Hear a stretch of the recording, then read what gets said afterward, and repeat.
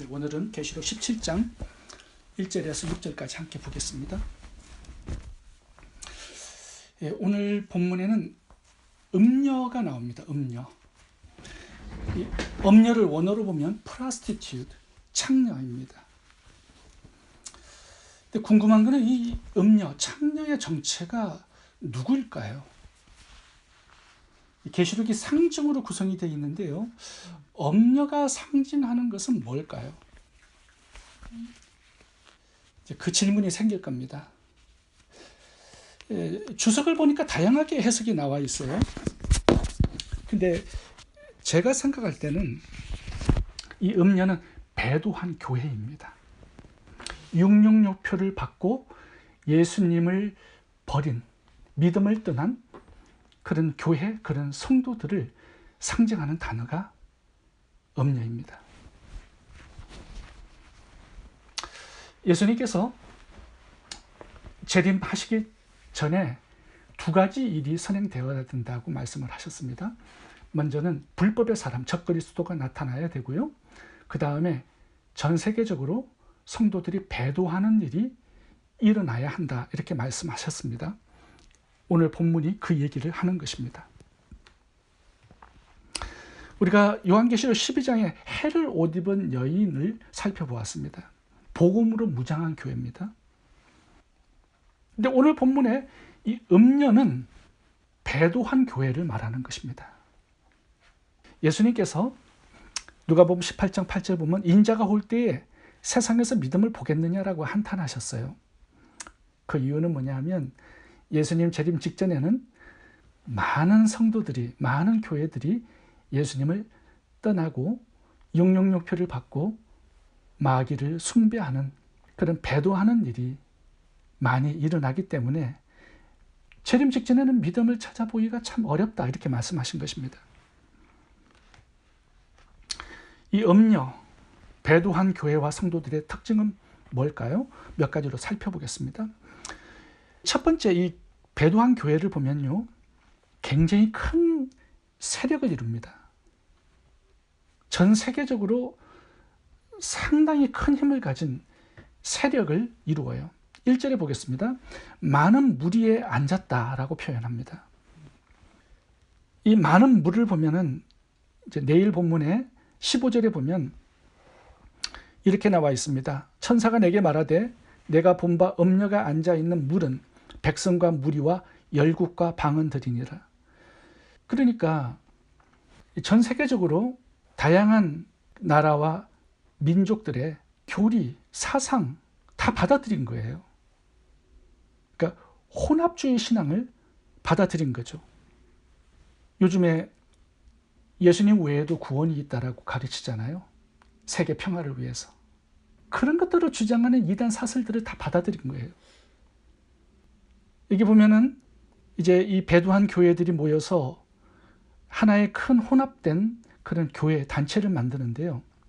여기 보면 많은 물, 큰 음녀, 많다, 크다, 이 두 단어를 사용했죠. 이 배도한 교회, 666표를 받고 짐승에게, 우상에게 경배하는 그런 타락한 교회들이 전 세계적으로 굉장히 큰 종교 집단을 이루게 될 것이다라고 말씀하고 있는 것입니다. 전 세계적으로 한 400만 개 이상의 교회들이 있습니다. 근데 대부분 다 배도를 하게 될 겁니다. 이 배도하는 교회들을 보면 타 종교의 교리들을 다 받아들여요. 많은 물 위에 앉았다라는 게 그 의미입니다. 예수님 외에도 구원이 있다, 이거 다 받아들입니다. 다른 종교에도 구원이 있다, 받아들여요. 제가 성도님들께 말씀드리는 것처럼 목사님들 모임에 가서 목사님들 만나보면 요즘에 666표를 받아도 구원받는데 지장 없다고 말씀하는 분들 많이 만나봅니다. 666표가 뭔데 예수님의 이 피를 믿는 성도들의 이 구원을 뺏어갈 수 있느냐? 절대 그런 일은 일어나지 않는다. 안심하고 받으라. 이렇게 얘기하는 분들이 있어요.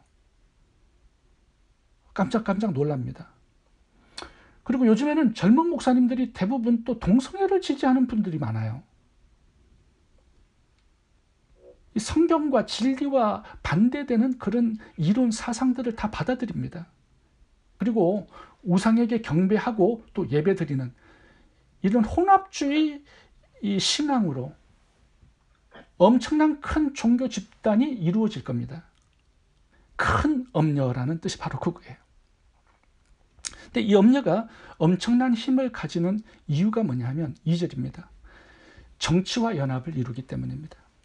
땅의 임금들도 그와 더불어 음행하였고 땅에 사는 자들도 그 음행의 포도주에 취하였도다. 땅의 임금들도 이 음녀를 따라갑니다. 음행을 해요. 포도주에 취해요. 왜냐하면 엄청난 힘을 가졌기 때문이에요. 엄청난 돈을, 경제력을 가졌기 때문이죠. 또 하나 연합을 이루는 게 적그리스도와 연합을 이룹니다. 3절 보겠습니다. 내가 보니 여자가 붉은빛 짐승을 탔는데 이게 적그리스도입니다. 짐승의 몸에 하나님을 모독하는 이름들이 가득하고 7머리와 10뿔이 있으며, 이제 내일 보면은 3절을 길게 해석을 해놨습니다.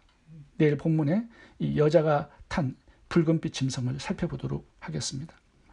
이제 오늘 이 부분을 보면요, 3절을 보면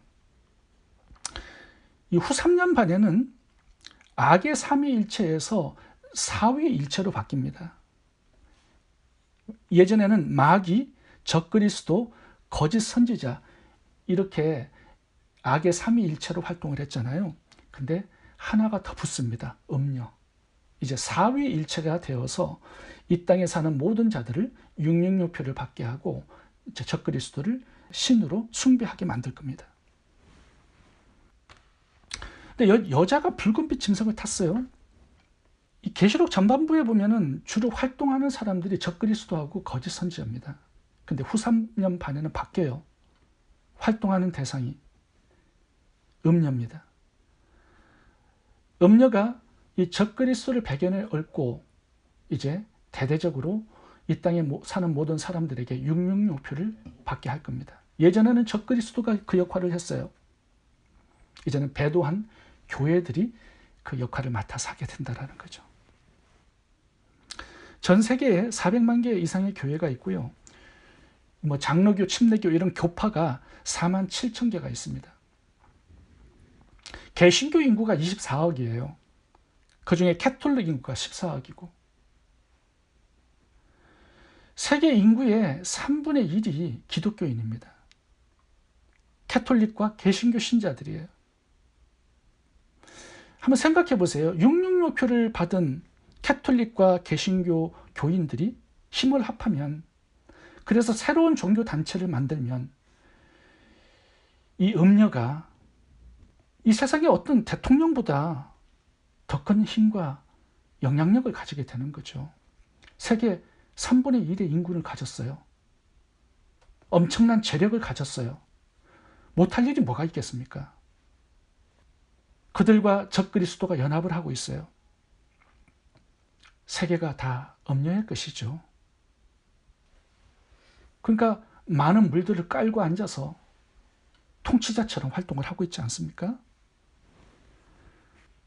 이 음녀가 타락하고 배도한 이 교회들이 마귀의 종이 되어서 적극적으로 마귀의 뜻을 이 땅에 이루어 갈 것입니다. 이 음녀가 얼마나 큰 힘을 가졌냐 하면 전 세계에 영향력을 행사합니다. 5절을 보겠습니다. 그의 이마에 이름이 기록되었으니 비밀이라, 큰 바벨론이라, 땅의 음녀들과 가증한 것들의 엄이라. 여기 보시면 어머니예요. 땅의 음녀들의 어머니, 모든 가증한 것들의 어머니. 어머니는 어떤 역할을 하죠? 자녀를 낳는 거잖아요. 그러니까 엄청난 가증한 것들을 이 땅에 가득하게 채워 넣게 될 거라는 거죠. 이 음녀의 이름이 큰 바벨론이에요. 이 바벨론이라는 뜻은 뭐냐 하면, 바벨론이 옛날에는 이 애굽 아수르를 다 물리치고 최강대국이었습니다. 이 바벨론 문화가 얼마나 화려했는지요. 그 당시에 모든 정치, 군사, 문화, 경제에 영향력을 끼쳤습니다. 그것뿐만 아니라 바벨론이 섬기는 우상들을 수출했어요. 전 세계에. 그래서 바벨론의 우상이 전 세계에 가득했습니다. 오늘 본문이 그 얘기를 하는 거예요. 이 음녀의 이름이 큰 바벨론이에요. 세계 전역에 우상으로 가득한 세상이 되게끔 그 어머니로서의 역할을 하게 된다는 거죠. 모든 가정한 것에 어미 역할을 하게 된다는 겁니다. 사치와 음란과 우상 숭배와 부정과 온갖 더러운 것들이 이 세상에 가득하도록 마귀의 정신과 마음과 뜻을 이 땅에 이루는 어미 역할을 하게 된다는 겁니다. 666표를 전 세계인들이 다 받게 하고 빠짐없이 마귀를 숭배하도록 앞장서는 그런 어미의 역할을 하게 된다는 거죠. 왜 그게 가능하겠어요? 전 세계에 30%의 인구를 가졌어요. 엄청난 큰 종교 집단이에요. 여러분 1000명만 한 길을 가도요 대중이 따라갑니다. 세계 30%의 인구를 가진 종교 집단이 666표를 받고 짐승에게 경배를 하게 되면 모든 세계인들이 거기를 따라가게 되겠죠. 누가 666표와 마귀의 우상 숭배를 단호히 거절할 수 있겠습니까? 종교의 힘, 경제의 힘, 군사력까지 다 가진 종교 집단이 되기 때문에 그게 가능한 거죠. 이 음녀의 사역을 살펴보면 교회를 핍박하고 성도들을 죽이는 사역을 합니다. 3절 보겠습니다. 짐승의 몸에 하나님을 모독하는 이름들이 가득하고 6절 보겠습니다. 또 내가 보면 이 여자가 성도들의 피와 예수의 증인들의 피에 취한지라. 하는 일이 딱 하나예요. 666표를 받지 않고 마귀를 숭배하지 않는 자들은 다 죽이는 겁니다. 얼마나 많은 성도들을 죽였으면 성도들의 피와 예수의 증인들의 피에 취하겠습니까? 엄청난 순교가 후 3년 반에 일어나게 될 것이다 라고 말씀하고 있는 거죠.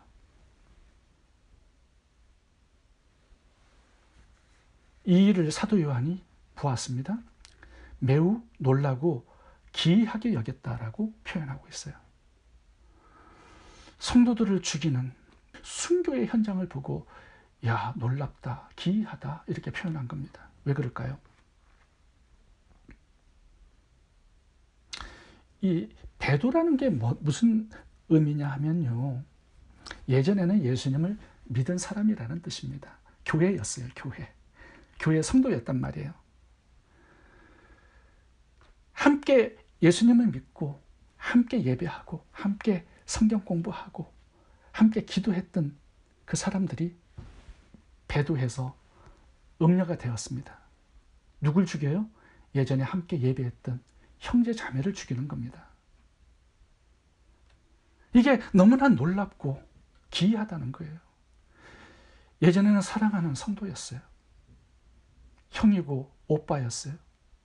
어머니고 아버지였어요. 근데 이제는 원수예요. 마귀의 편에서 예수의 편에 선 자를 죽이는 겁니다. 그 피가 얼마나 많이 흘렸는지 그 피에 취할 정도였습니다. 역사를 살펴보면 아벨을 죽인 자는 다른 사람이 아니라 그 형이었습니다. 가인. 같이 예배했던 자였고요. 같이 하나님의 말씀을 나누었던 그 형제가 죽인 겁니다. 요셉을 애굽에 팔아먹고 버린 자들은 그의 형제들이었어요. 세상 사람이 아닙니다. 예수님을 죽인 자들이 이방인들이 아니에요. 하나님을 예배하고 말씀을 사랑했던 제사장들, 바리새인들, 서기관들, 율법학자들이었습니다.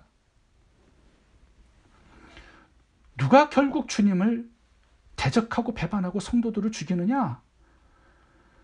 교회는 다니지만 거듭나지 않은 성도, 쭉정이들, 염소, 게으르고 악한 종, 기름이 없는 어리석은 다섯처녀, 이런 가짜들이 진짜 성도들을 나중에 핍박하게 되고요.